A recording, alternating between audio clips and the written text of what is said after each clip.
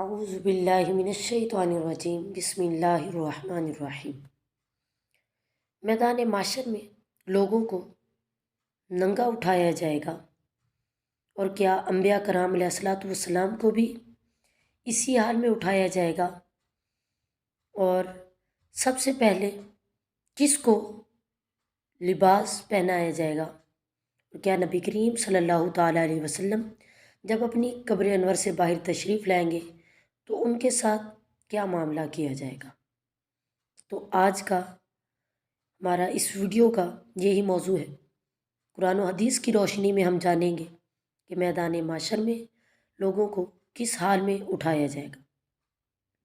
حضرت عائشہ صدیقہ رضی اللہ تعالیٰ عنہ فرماتی ہیں کہ نبی کریم صلی اللہ تعالیٰ علیہ وسلم نے فرمایا کہ اے عائشہ، کل میدان معاشر میں لوگ ننگے پاؤں،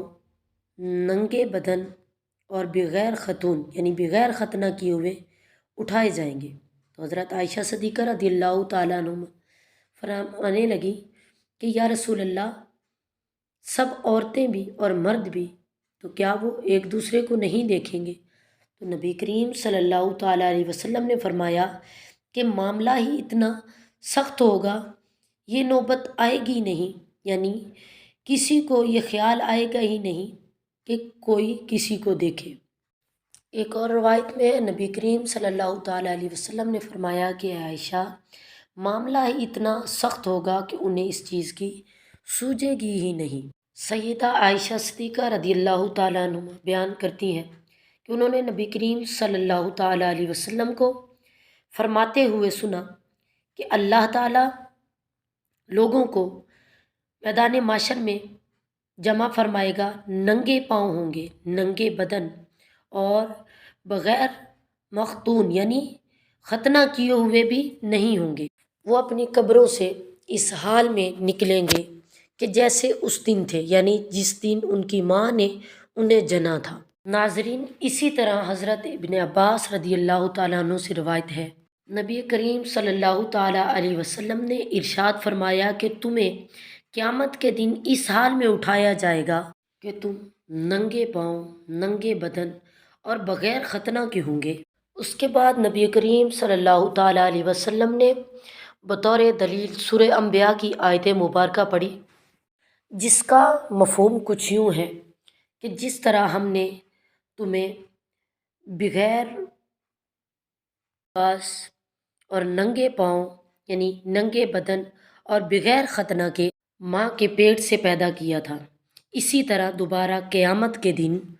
ہم انہیں اٹھائیں گے، اسی طرح دوبارہ ہم ان کو قیامت کے دن پیدا کریں گے، یعنی قبروں سے اٹھائیں گے۔ یہ وعدہ کہ ہم ان کو دوبارہ پیدا کریں گے ہم پر لازم ہے، اور یقیناً ہم نے جو وعدہ کیا ہے اس کو پورا کرنے والے ہیں۔ پھر رسول اکرم نور مجسم شاہ بنی آدم صلی اللہ تعالیٰ علیہ وسلم نے ارشاد فرمایا، پھر ان لوگوں میں قیامت کے دن جس کو سب سے پہلے لباس پہنایا جائے گا وہ میرے جد امجد حضرت ابراہیم علیہ السلام ہیں۔ اور پھر فرمایا کہ میدان معاشر سے جب لوگوں کو جنت اور جہنم کی طرف لے جایا جائے گا تو میں دیکھوں گا کہ میرے کچھ صحابہ کو بائیں ہاتھ سے پکڑ کر کھینچا جائے گا، یعنی جہنم کی طرف لے جانے لگیں گے۔ میں یہ دیکھ کر ان کو حیرت سے نجات دلانے کے لیے کہوں گا کہ یہ میرے صحابی ہیں، ان کو کہاں لے جاتے ہو؟ خداوند تعالیٰ فرمائے گا، بے شک یہ تمہارے صحابی ہیں، لیکن حقیقت یہ ہے کہ جب سے تم ان سے جدا ہوئے تو یہ برابر دین سے پھر گئے، اس لیے ان کو دوزخ میں بھیجا جا رہا ہے۔ میں یہ سن کر یہی کہوں گا کہ جو بندہ صالح یعنی حضرت عیسیٰ علیہ السلام نے کہا تھا، یعنی جب تک میں ان کے درمیان رہا میں ان کے احوال سے واقف رہا، یعنی بے ختنہ ہوں گے۔ ناظرین، تو اس میں اس بات کی طرف اشارہ ہے کہ جب لوگ اپنی قبروں سے اٹھیں گے تو ان کے جسم یکجا ہو کر مل جائیں گے، یعنی تمام اعضاء مل جائیں گے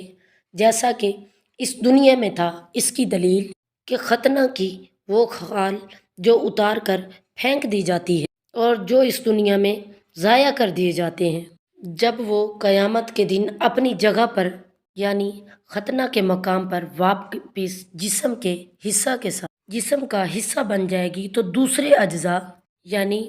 بال اور ناخن پیدا ہوں گے اور اپنی اپنی جگہ لگ جائیں گے۔ بس حقیقت صرف یہ نہیں کہ حق تعالیٰ کے کمال علم اور کائنات کے ایک ایک جز کے کل پر اس کے محیط ہونے کی دلیل ہے، بلکہ اشیاء ممکنات کے تعلق سے اس کی قدرت کاملہ کی لامتناہی وسعتوں کی بھی علامت ہے۔ سب سے پہلے جس کو لباس پہنایا جائے گا وہ حضرت ابراہیم علیہ السلام ہے۔ تو یہاں پہ سوال یہ پیدا ہوتا ہے کہ خاتم الانبیاء صلی اللہ تعالیٰ علیہ وسلم سے بھی پہلے حضرت ابراہیم علیہ نبینا علیہ الصلوۃ والسلام کو لباس پہنایا جائے گا۔ ناظرین، حضرت ابراہیم علیہ نبینا علیہ الصلوۃ والسلام کو یہ فضیلت محض اس لیے حاصل ہوگی کہ وہ ان لوگوں میں سے سب سے پہلے شخص ہیں جو فقراء اور ضرورت مندوں کو کپڑے پہناتے ہیں اور ان کی ستر پوشی کرتے ہیں کہ اللہ تعالیٰ کی راہ میں سب سے پہلے حضرت ابراہیم علیہ السلام کو جو ہے لباس